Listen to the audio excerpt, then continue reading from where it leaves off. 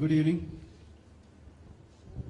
In 2011, some people in Pakistan took some pictures from the web. These pictures were basically from an earthquake in China. They were about monks talking to some people from a different religion. Some pictures from Malaysia where some protesters were being sprayed with gas. Now, they created a story around this. They said that these pictures are of persecution in Myanmar. These pictures went viral in Pakistan. The whole of Pakistan burnt. Then finally, this thing came to India. 50,000 people gathered in front of CST railway station, the VT railway station in Mumbai, and there was a riotous situation. I can say because I was personally in that situation, and we were beaten black and blue. Even our lady police were taken inside by the mob, molested. We fired, 2 people died. For what? For all this. Somebody takes pictures, morphs them. Now, what I did, I recreated this whole story. I took out the original pictures from the net, which had been morphed, and showed that this is the original picture, this is the morph picture, this is the original picture, this is the morph picture. Finally, the response of the government was, I put it on a blog, the government banned my blog. So we are, pardon? It, if they get a chance, they would. Now, if you look at how social media has this huge potentiality of creating disturbance, then you just have to look to Arab Spring, how things in Syria boiled down. Now, you have the instance of London riots.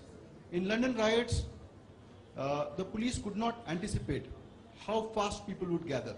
And city after city, there were riots continuously. US police shootings, and the response later on. Charlie Hebdo. So you see that there is an immense potentiality of something, of content coming on the net, on social media, which can lead to disturbances of law and order. In terror, you see e-radicalization. जो बंदा कभी जिंदगी में he has never gone to Palestine, उसके किसी बाप दादे ने कभी जीव को देखा नहीं, वो घर बैठे बैठे radicalize हो रहा है. This bugger is reading things on the internet, getting radicalized, and he goes, he wants to fight for ISIS. So you have people who are ready to go and fight for ISIS, and these are not people who have been educated in a madrasa or are very poor. These are bright guys. These are people who are not from a very let us say bad socio-economic background. These are bright people. They get radicalized from the internet. The very fact that they have access to internet, it means that they come from a fairly reasonable social background. Now these people, e-radicalization is one of our biggest challenges, and you don't know how to stop it. Even women in certain foreign countries are getting radicalized, and they are going and marrying ISIS fighters. So that is the power of social media. And we don't know how to handle this. Lot of mobilization and recruitment for terrorist agencies is again happening on the net. So what happens in a riot typically is that there's a mobilization. There are, let's say, messages on Twitter.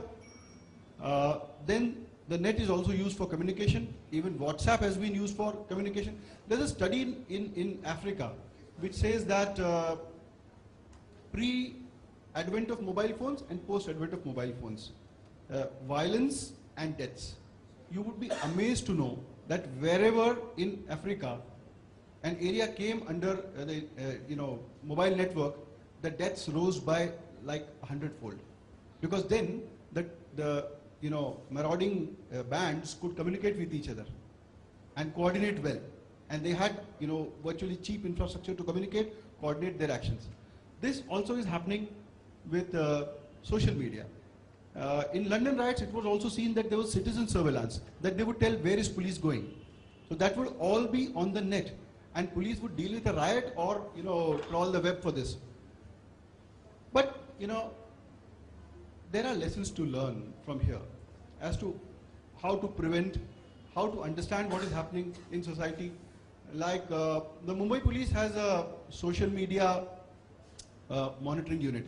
It produces a report every day, what is trending, what can have an influence on law and order, Is there a movement towards going to a particular place? So all that is being monitored. But I think it needs much more to be done. For prevention, you would need some kind of a real-time analysis. Because if you look at flash mobs, then somebody puts up something on either on Twitter or Facebook, says we are meeting there. See this, if you look at the political discourse in the last some months in India, governments were changed because of WhatsApp. So a very senior political leader once asked me after the Lok Sabha election, he says, what is the single reason you think that we have failed?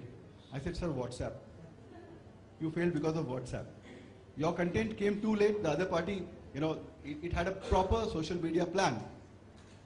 Same has been used in Delhi. They have successfully used it. I don't know to what effect, that is again to see. So, for prevention, pardon? Yeah.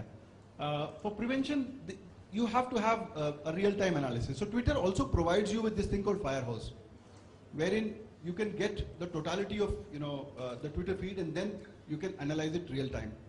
But again, the question which Sai sir asked, that does government have the capability? So the government which basically chooses everything on the lowest bidder is never going to have this capability. That is very clear. That our purchase procedures and the way we acquire technology is never going to match what is available for free open source. We would never attract that kind of talent.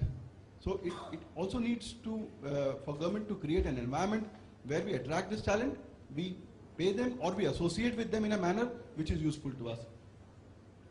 So we can use social media to identify, predict these kind of disturbances, quelling rumors. There's an open source platform called Ushahidi. It was used to track electoral violence through SMS. Now what it did, it geotagged everything. So now let us say this booth captured in Haryana. Somebody would SMS and they had some kind of metric where they said that 2 SMSs authenticated, yes. And it would get attached to a point on the map and you could open a Google map and see if incidences are taking place. Now imagine this, the government could never create such a thing. If you want to know what kind of electoral violence is taking, your regular channels would report it too late. Or they would filter it, decide to cover their aspects of anatomy and then decide what information is to be shared or not. The regular organized media also has some kind of vested interest as to project what they want. But social media is open. So people were sending SMSs and you had a map of incidences. Social media can be used for investigation. In London riots, the UK police has used it very well. Now there are also legal issues as to what is the evidentiary value of something on the net. Now in India, fortunately, unfortunately, privacy issues and laws are not all that stringent, but I'm not very clear about the admissibility of this evidence, the storage procedures. Sometimes we have seen that in a particular terrorism case, one particular internet service provider did not give us the details of terrorist email. Knowing very well that is a case of terrorism, they did not respond. Fortunately, they were overrun by Google and we were happy about it. So, lot of evidences in pictures, accounts and videos. Lot of the newer phones also geotag. As sir was saying that your photo contains a lot of information. Somebody did a nice study wherein they took random photographs from Facebook and they took out the EXIF data where there was geotagging and they told people you were here in all these years.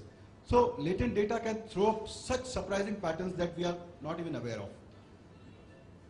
Now, as we see that it can be used very well for investigation, London police has shown us that in most of the cases where they got conviction, they used data from social networking sites. Now, what should be the policy of a government agency, let's say a law enforcement agency? Most of the agencies are wary of social networking. I'll tell you a personal example. I used to handle traffic for Mumbai police. So we opened a Facebook page. It was called Mumbai Traffic Police Facebook page. Now what we had was every day people abusing us. And I did not monitor the comments, but every day there was just abuses. I understand that there's a lot of frustration. So, and after that, everybody used to just post pictures. This number plate is bad. This person has parked his vehicle here, and then they would start saying, 21 days have passed. You have not, taken action on this. 31 days have passed. So it was becoming such a huge loss of face for us that actually we had to close down the Facebook page. In fact, I was handling that. We did not have resources to handle that. I appealed that use it constructively, use it for feedback, use it to give a suggestion. But no, it opens such a floodgate which you can't control. So you have to have a social media policy wherein you also have the resources to respond to people. You have to train them properly.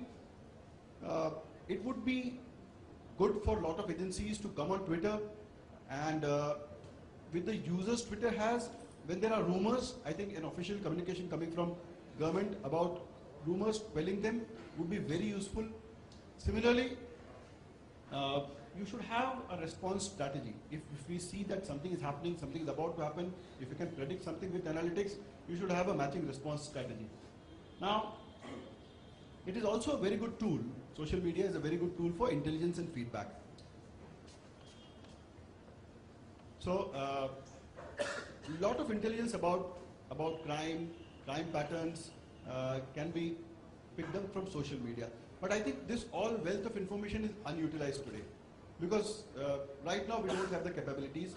NASSCOM has been working very closely, at least in Maharashtra. I'm aware it's working in other states also. With Mumbai Police, it has been setting up cyber labs. But I think a lot needs to be desired. This is a space where a lot of collaboration would be needed. The government would also have to change its way of looking at the new entrepreneurs or at social media. It would have to embrace social media, use it, and also face the brunt of transparency it creates. Thank you so much.